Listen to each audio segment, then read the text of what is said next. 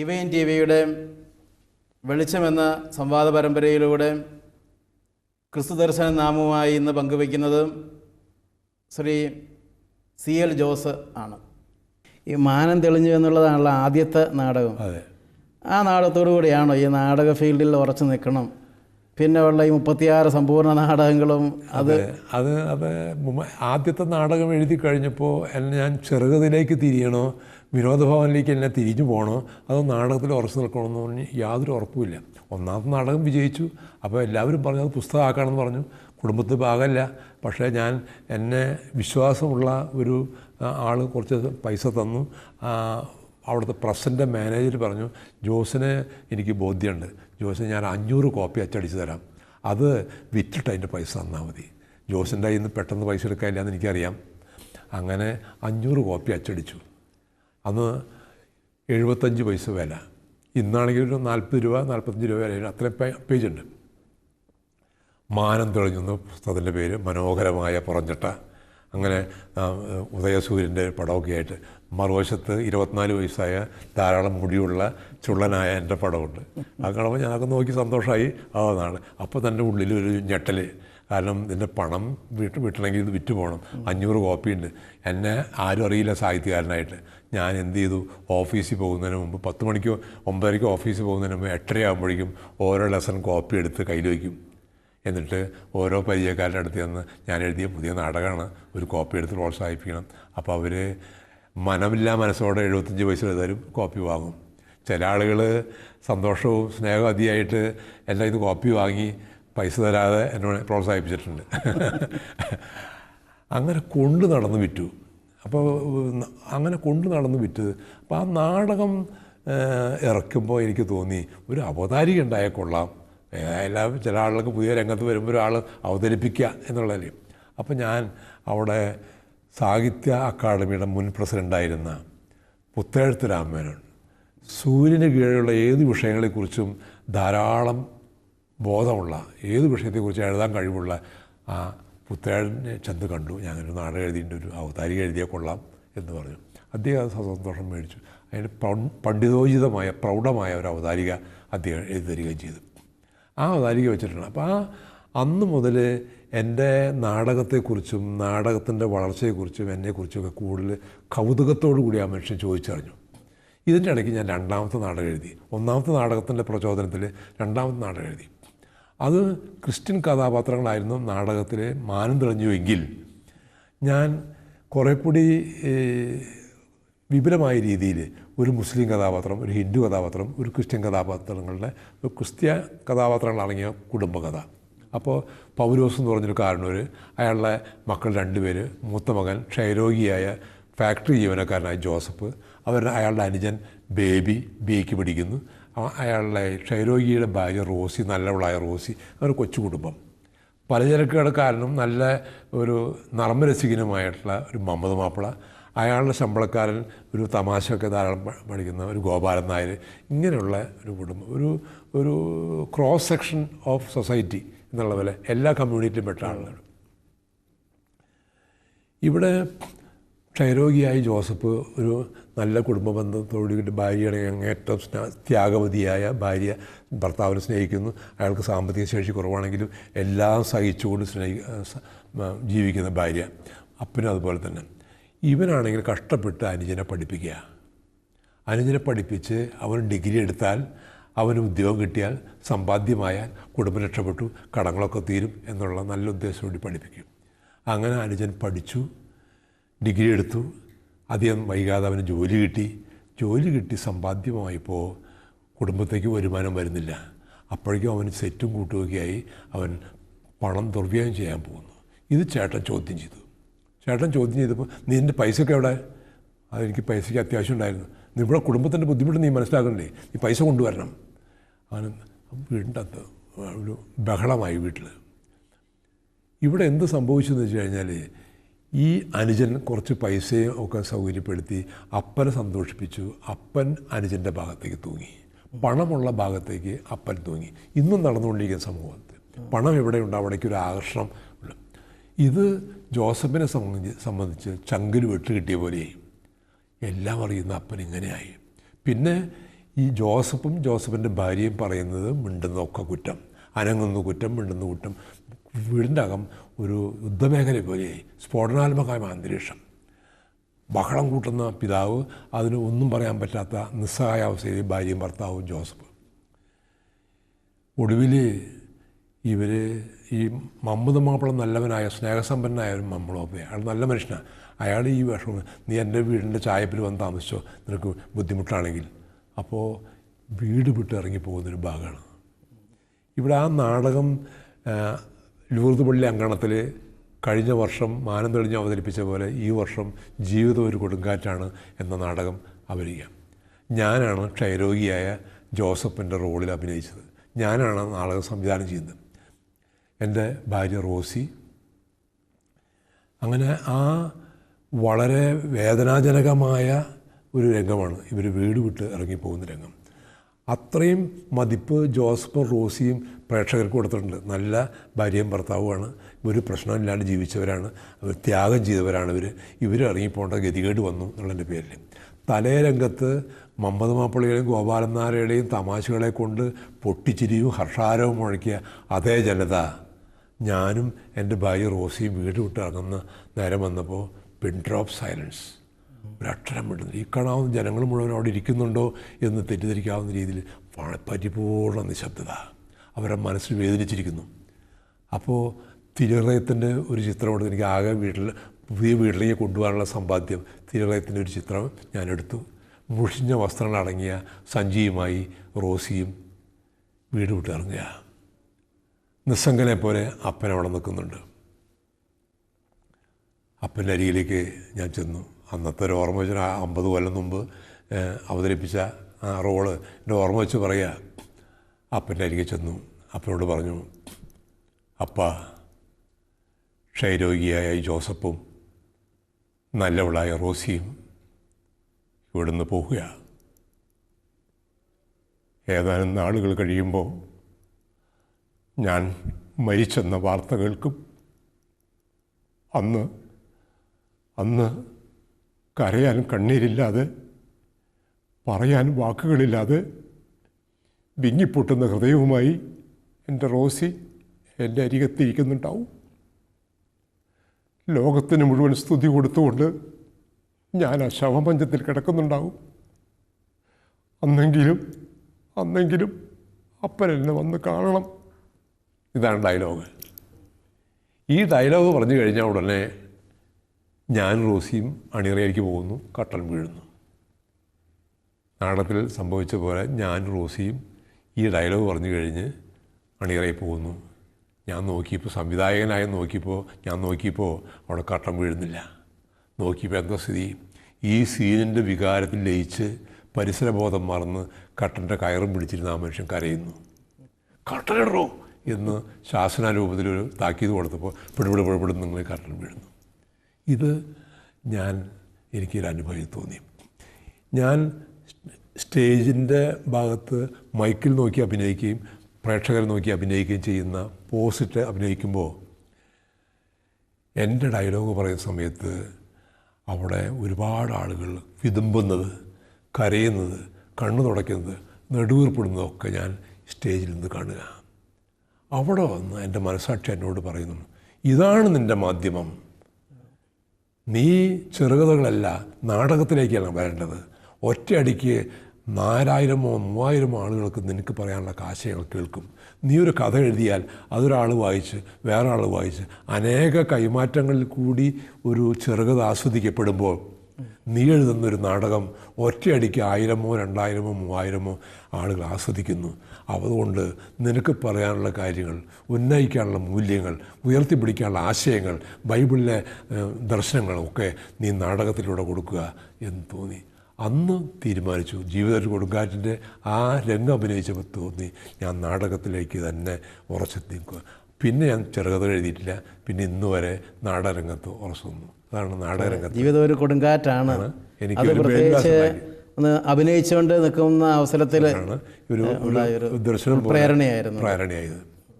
അപ്പോൾ ശരിക്കും പറഞ്ഞാൽ ആദ്യത്തെ നാടകത്തേക്കാൾ കൂടുതൽ ശ്രദ്ധിക്കപ്പെടുന്നത് ഈ എല്ലാ വിഭാഗത്തിൽപ്പെട്ട കഥാപാത്രങ്ങളുള്ളപ്പോൾ ജീവിതത്തിൽ കൊടുങ്കാറ്റാണ് കൂടുതൽ ശ്രദ്ധിക്കുക. എനിക്കൊരു മേൽവിലാസം ഉണ്ടാക്കി തന്ന നാടകം എന്ന് വേണമെങ്കിൽ പറയാം. ഈ ആരംഭ കാലഘട്ടത്തിൽ എഴുത്തുകാർക്ക് പല രീതിയിലുള്ള സംഘർഷം ഉണ്ടാകുമല്ലോ. ചിലപ്പോൾ പ്രസിദ്ധീകരിക്കാനുള്ള ബുദ്ധിമുട്ട്, നമ്മൾ തന്നെ എഴുതിയ പുസ്തകമായിട്ട് വേറൊരാളെടുത്ത് പോയി അത് ഇരക്കുന്നത് പോലെ വിൽക്കുന്ന ഒരു അനുഭവം. ചിലപ്പോൾ നമ്മൾ അല്പം ഒന്ന് അറിയപ്പെട്ട് കഴിയുമ്പോൾ ചില ആളുകൾ ചിലപ്പോൾ നമ്മൾ താത്താൻ വേണ്ടിയുള്ള ചില ശ്രമങ്ങൾ ഒറ്റപ്പെടുത്തുന്നത്, അങ്ങനെയൊക്കെയുള്ള ശ്രമങ്ങൾ ഉണ്ടായിട്ടുണ്ടാവുമല്ലോ. ഞാൻ നേരത്തെ പറഞ്ഞല്ലോ, എനിക്ക് ഒരു മേൽവിലാസം ഉണ്ടാക്കി തന്ന നാടകമാണ് ജീവിതത്തിൽ കൊടുങ്കാറ്റാണ്. ഒരു വളരെ കൗതുകകരമായൊരു അനുഭവം എൻ്റെ ജീവിതത്തിലുണ്ടായിട്ടുണ്ട്. കുറേ മാസങ്ങൾക്ക് ശേഷം, ജീവിതത്തിൽ കൊടുങ്കാറ്റൊക്കെ ഇറങ്ങിയ കുറേ മാസങ്ങൾക്ക് ശേഷം എനിക്കൊരു പോസ്റ്റ് കാർഡ് കിട്ടുന്നു. ഒരു സ്കൂൾ വിദ്യാർത്ഥി എൻ്റെ ജീവിതത്തിൽ കൊടുങ്കാറ്റ് നാടകം ഏതോ നാട്ടും പുറത്ത് കണ്ടു. ഞാൻ തൃശ്ശൂർക്കാരനാണെന്ന് അറിയാം, കുട്ടിക്ക് എൻ്റെ മേൽവിലാസം അറിയില്ല. അവൻ്റെ ചെറിയ മനസ്സിൻ്റെ അപ്രീസിയേഷൻ എന്നെ അറിയിച്ചാൽ കൊള്ളാമെന്നുണ്ട്. അവൻ സാഹസബുദ്ധിയോടുകൂടി ഒരു അഡ്രസ്സ് എഴുതി, CL ജോസ്, ജീവിതം ഒരു കൊടുങ്കാറ്റാണ്, തൃശ്ശൂർ. പോസ്റ്റ്മാൻ എന്നെ നാടകത്തിനുള്ള എൻ്റെ പേരിൽ അറിയും എന്നുള്ളതിൻ്റെ അടിസ്ഥാനത്തിൽ ആ കാർഡ് എനിക്ക് കൊണ്ടുവന്നു. എനിക്ക് CL ജോസ്, ജീവിതം ഒരു കൊടുങ്കാറ്റാണ്. അഡ്രസ്സ് ഉണ്ടാക്കി തന്നത്. അഡ്രസ്സ് അതുകൊണ്ടല്ല, അഡ്രസ്സ് ഉണ്ടാക്കി തന്നത് ഇങ്ങനെ കൂടി അഡ്രസ്സ് വന്നു എന്ന് പറയാം. അപ്പോൾ ഈ നാടകം ഞാൻ ആദ്യം അച്ചടിക്കാനായിട്ട് കേരളത്തിലെ ഏറ്റവും പ്രസിദ്ധമായ പ്രസിദ്ധീകരണശാലയായ നാഷണൽ ബുക്ക് സ്റ്റാൾ, സാഹിത്യ പ്രവർത്തക സഹകരണ സംഘം, അവിടെ കൊണ്ടുവന്ന് കൊടുത്തപ്പോൾ അവർ ഒരുപാട് സ്ക്രിപ്റ്റുകൾ ബാക്കിയുണ്ട്, പുതിയൊരു എഴുത്തുകാരൻ്റെ ഇപ്പോൾ എടുത്താൽ ശരിയാവില്ല, അങ്ങനെ വേണമെങ്കിൽ നിങ്ങളുടെ പൈസ ഇറക്കി തന്നാൽ ഞങ്ങൾ ആലോചിക്കാം എന്നൊക്കെ പറഞ്ഞ് ഞങ്ങളെ ഒഴിഞ്ഞു മാറൽ ചടങ്ങാണ് നടത്തിയത്.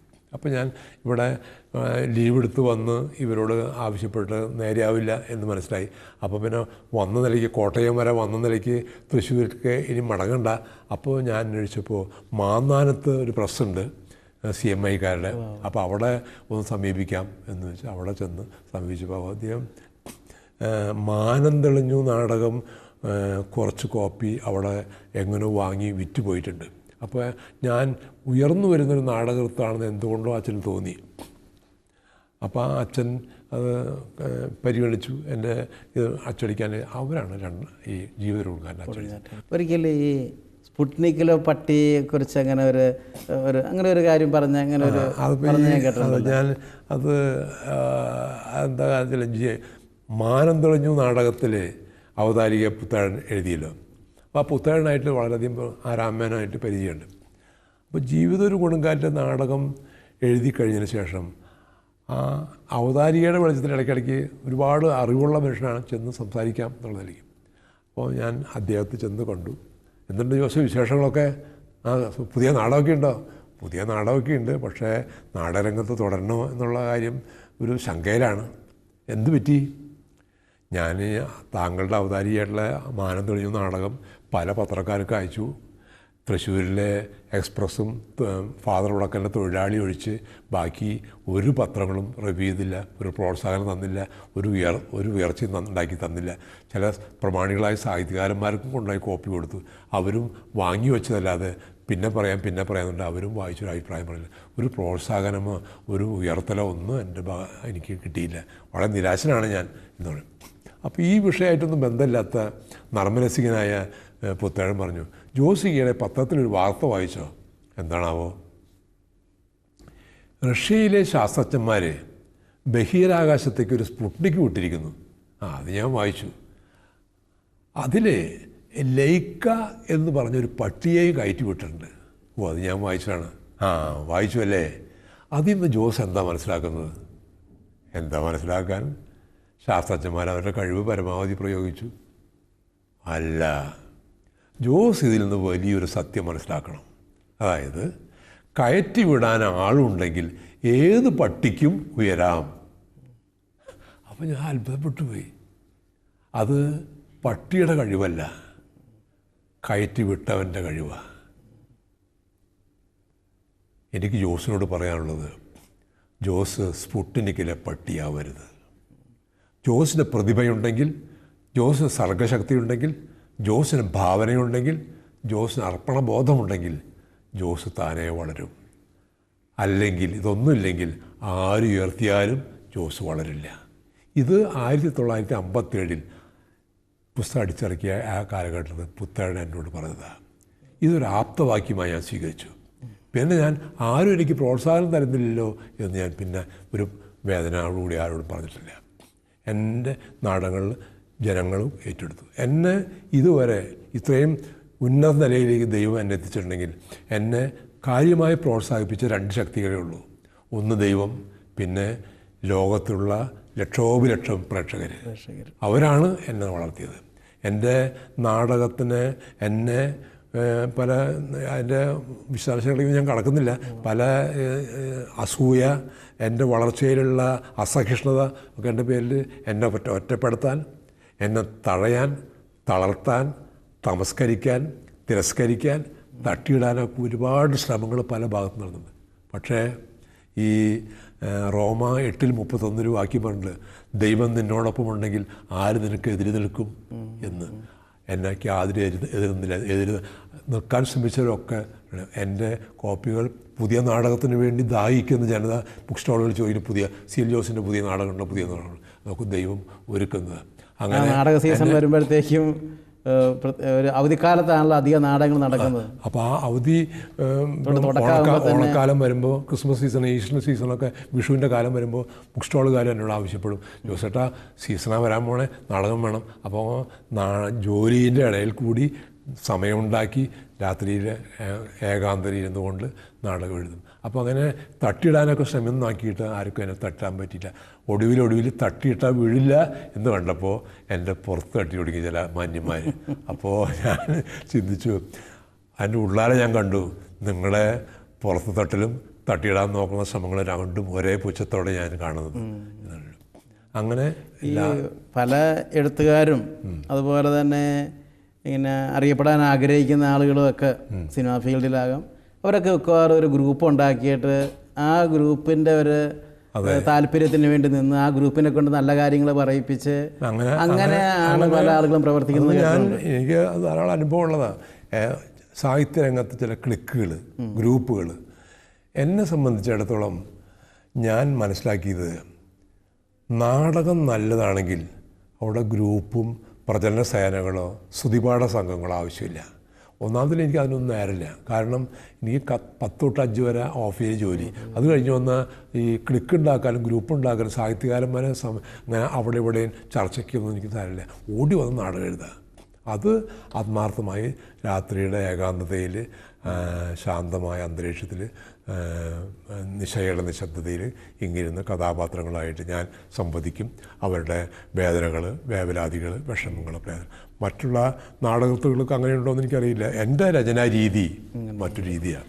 ഈ കുടുംബവും സമൂഹവുമാണല്ലോ നാടകത്തിൻ്റെ പ്രധാനപ്പെട്ടൊരു വിഷയമായിട്ട് വന്നത്.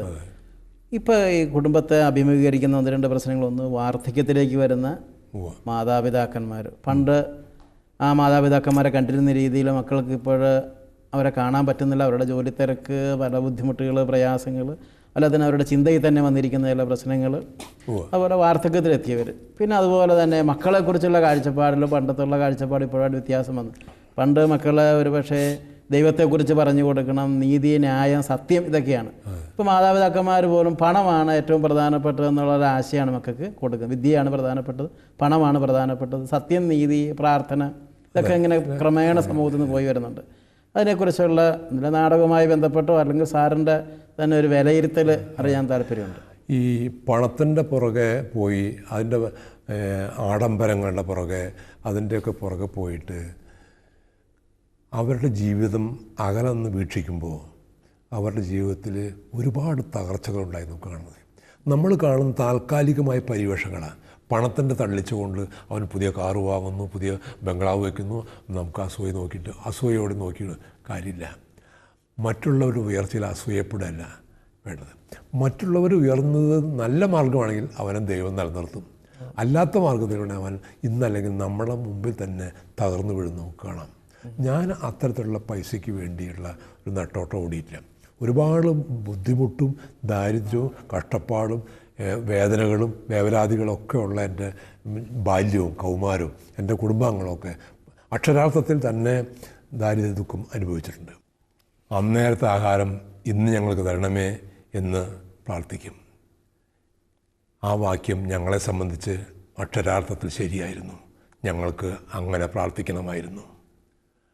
അടുത്ത നേരത്തേക്ക് എൻ്റെ മക്കൾക്ക് എന്ത് കൊടുക്കണം എന്ന് അറിയാതെ വിഷമിക്കുന്ന അമ്മ, അങ്ങനെയുള്ള ഒരു അന്തരീക്ഷമായിരുന്നു കുടുംബത്ത്. സ്കൂളിൽ പഠിക്കുന്ന കാലത്ത് അങ്ങനെയുള്ള പല വിഷമങ്ങൾ അനുഭവിച്ചപ്പോൾ ഞാൻ ഒരു ദിവസം അമ്മ അങ്ങനെ കിടക്കുക, എന്താണ് ഇനി വേണ്ടത് എന്നാലോചിച്ച് അങ്ങനെ കിടക്കുന്ന സമയത്ത് മൂത്ത മകനായി ഞാൻ അമ്മയുടെ അരികെ ചെന്നു. അമ്മയോട് ഞാൻ ചില കാര്യങ്ങൾ ചോദിച്ചു. അമ്മേ, നമ്മളെല്ലാ ദിവസവും 53 മണി ജപം, ഉത്തയ മാതാവിൻ്റെ പ്രാർത്ഥന, തിളയത്തിൻ്റെ ലുത്തിനിയ, നിരന്തര എത്തന്തയുള്ള മാതാവ്, അങ്ങനെ അനേകം നമസ്കാരങ്ങളിൽ 1 മണിക്കൂറിലേറെ പ്രാർത്ഥിക്കുന്നു. അപ്പൻ അതിരാവിലെ എല്ലാ ദിവസവും പള്ളിയിൽ പോകുന്നു, ദിവ്യബലിയിൽ സംബന്ധിക്കുന്നു. ഞാനും മുടക്കു ദിവസങ്ങളിലൊക്കെ ദിവ്യബലിയിൽ പങ്കെടുക്കുന്നു. എല്ലാ മാസവും ഞാനും അപ്പനും അമ്മയും കുമ്പസാരിച്ച് കുർബാനയെ കൊള്ളുന്നു. പ്രാർത്ഥനയ്ക്ക് പുറമെ വണക്കമാസത്തിൻ്റെ സീസൺ വരുമ്പോൾ, മാർച്ച് മാസം വരുമ്പോൾ ഔസേപ്പ് പിതാവിൻ്റെ വണക്കമാസം എത്തിക്കുന്നു. മെയ് മാസം വരുമ്പോൾ മാതാവിൻ്റെ വണക്കമാസം എത്തിക്കുന്നു. ജൂൺ മാസം വരുമ്പോൾ തിളയത്തിൻ്റെ വണക്കമാസം ചൊല്ലുന്നു. മറ്റു പ്രാർത്ഥനകളൊന്നും മുടക്കുന്നില്ല. ഇതും പോരാതെ അപ്പൻ്റെ നിർബന്ധമായി എൻ്റെ പേരുള്ള പുണ്യമാണ് ഔസേപ്പ് പിതാവിന് വേണ്ടി പുലർച്ചയ്ക്ക് എഴുന്നേറ്റ് അമ്മയും അപ്പനും ഞാൻ മൂത്ത മകനും ഒക്കെ ഇരുന്ന് പ്രാർത്ഥിക്കുന്നു.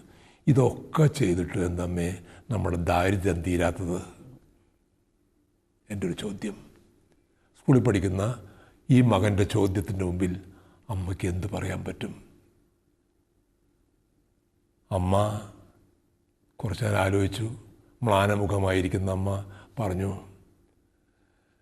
മോനെ, നമ്മളെക്കാളും കൂടുതൽ ദാരിദ്ര്യം അനുഭവിക്കുന്നവർക്ക് ദൈവം കൊടുത്തു വരിക.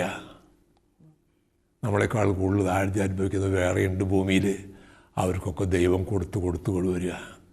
നമ്മുടെ ഊഴം വരുമ്പോൾ നമുക്കും തരും. 4 വരെ പഠിച്ച അമ്മയോട് അമ്മയ്ക്കിതെങ്ങനെ പറയാൻ പറ്റി? എങ്ങനെ കിട്ടി ഈ ദർശന സ്വഭാവമുള്ള ഈ വാക്യം? അമ്മയ്ക്ക് വേണമെങ്കിൽ പറയാം, എന്താ മോനെ ചെയ്യുക, ദൈവം കണ്ണുകൊട്ടൻ്റെ മാതിരിക്കുക, നമ്മുടെ ഈ ദുഃഖമൊന്നും കാണുന്നില്ല എന്ന് വേണമെങ്കിൽ പറയാം. അങ്ങനെ പറഞ്ഞാൽ മക്കൾ വഴിതെറ്റിപ്പോകും. മക്കൾക്ക് വേണ്ടി, മക്കളെ വഴിതെറ്റി പോകാതിരിക്കാൻ വേണ്ടി ദൈവത്തിന് വക്കാലത്ത് പിടിച്ച അമ്മ. അപ്പോൾ അപ്പനായാലും അമ്മയായാലും അവരുടെ വിശ്വാസം, ഞാൻ മുതിർന്നപ്പോഴാണ് അമ്മയുടെ ആ വാക്യത്തിൻ്റെ, ആ വാക്കുകളുടെ ദർശനശക്തിയെ മനസ്സിലാക്കിയത്. അമ്മ മക്കൾ വഴിതെറ്റാതി പോകാതിരിക്കാൻ, അവർ ദൈവനിഷേധിയായി മാറാതിരിക്കാൻ, ദൈവത്തിൻ്റെ പ്രാർത്ഥനാരൂപിയിൽ നിന്ന് വിട്ടുപോകാതിരിക്കാൻ അമ്മ വളരെ സന്തോഷപൂർവ്വം ഇന്നല്ലെങ്കിൽ നാളെ സഹിച്ചാലും നമുക്ക് ദൈവം തരും എന്നുള്ള പ്രത്യാശ ഞങ്ങൾക്ക് തന്നു. അതാണ് എൻ്റെ അപ്പ, എൻ്റെ അപ്പൻ. ആ വഴിയിലൂടെ ഞാൻ സഞ്ചരിച്ചു. ഞാനും എൻ്റെ ലിസി എന്ന ഭാര്യയും ഞങ്ങളുടെ ജീവിതത്തിലുണ്ടായ ഞങ്ങളുടെ മക്കൾക്കും ഇത് തന്നെ പാഠം പഠിപ്പിച്ചു. ആ മക്കളാണ് ഞാൻ നേരത്തെ പറഞ്ഞ പോലെ ആ പങ്കുവെച്ച് പ്രാർത്ഥിക്കുന്ന സ്വഭാവം കാണിച്ചത്. അപ്പോൾ ആ തലമുറ അങ്ങനെ വരിക. ദൈവത്തിൻ്റെ പ്രത്യേക അനുഗ്രഹം. ആരും വഴിതെറ്റാതെ നല്ല മക്കളെ ദൈവം തന്നു. അവരെ നല്ല രീതിയിൽ വളർത്താൻ ഞങ്ങൾക്ക് സഹായിച്ചു. ഇങ്ങനെയൊക്കെ വരുന്നുണ്ടെങ്കിലും ഒപ്പം തന്നെ ഞങ്ങളുടെ കൺമുമ്പിൽ വലിയ വലിയ പ്രമാണിമാർ ഉയരുന്നത്, ഞങ്ങളുടെ മുമ്പിൽ വെച്ച് തന്നെ തകരുന്നത് ഞാൻ കണ്ടു. ബിസിനസ്സിൽ വെട്ടിപ്പ് നടത്തിയ ആളുകൾ, മക്കൾക്ക് വേണ്ട രീതിയിൽ ഈ ഷെയർ കൊടുക്കാതെ ചില മക്കളോട് പ്രതികാരം ചെയ്യുന്ന മാതാപിതാക്കൾ, അവരൊക്കെ തകർന്നു കാണുന്നു. പല മുതലാളിമാരും ഇന്ന് ജീവിക്കുന്നത് പഴയകാലത്ത് മുതലാളിയാണോ എന്ന് തെറ്റിദ്ധരിക്കുന്ന രീതിയിൽ, ശാപമേറ്റ രീതിയിൽ ജീവിക്കുന്ന ആളുകളുണ്ട്. അവരൊക്കെ ഞങ്ങൾ വലിയ ഉന്നതരായി വെച്ചിരുന്ന ആളുകളായിരുന്നു. പക്ഷെ അവരുടെ ജീവിതത്തിൻ്റെ ചെയ്തികളിലെ അപാകത കൊണ്ട് ദൈവത്തിൻ്റെ ശിക്ഷ കിട്ടി എന്നാണ് ഞാൻ വിശ്വസിക്കുന്നത്. അല്ലെങ്കിൽ നല്ല ജീവിതം നയിച്ചെങ്കിൽ അവർക്ക് തകർച്ച വരുമായിരുന്നില്ല. അപ്പോൾ താൽക്കാലിക ലാഭത്തിന് വേണ്ടി, പണത്തിന് വേണ്ടി, പ്രൗഢിക്ക് വേണ്ടി, സ്ഥാനമാനങ്ങൾക്ക് വേണ്ടി വഴിവിട്ട് സഞ്ചരിക്കുമ്പോൾ അതൊക്കെ ഒരിക്കലും ഉറങ്ങാത്ത ദൈവം നോക്കിക്കൊണ്ടിരിക്കുന്നുണ്ട് എന്നുള്ള ബോധം അവർ മറക്കുന്നു. അവർ ഇനിയും മാനസാന്തരപ്പെട്ട് വരാൻ വേണ്ടി ദൈവം ചിലപ്പോൾ അവർക്ക് ഒരു ചെറിയൊരു തകർച്ച കൊടുക്കുന്നു, അല്ലെങ്കിൽ ഇനിയും നിങ്ങളുടെ വഴി ശരിയല്ല എന്ന് കാണിക്കാൻ വേണ്ടി ദൈവം അവരെ തിരുത്തുന്നു.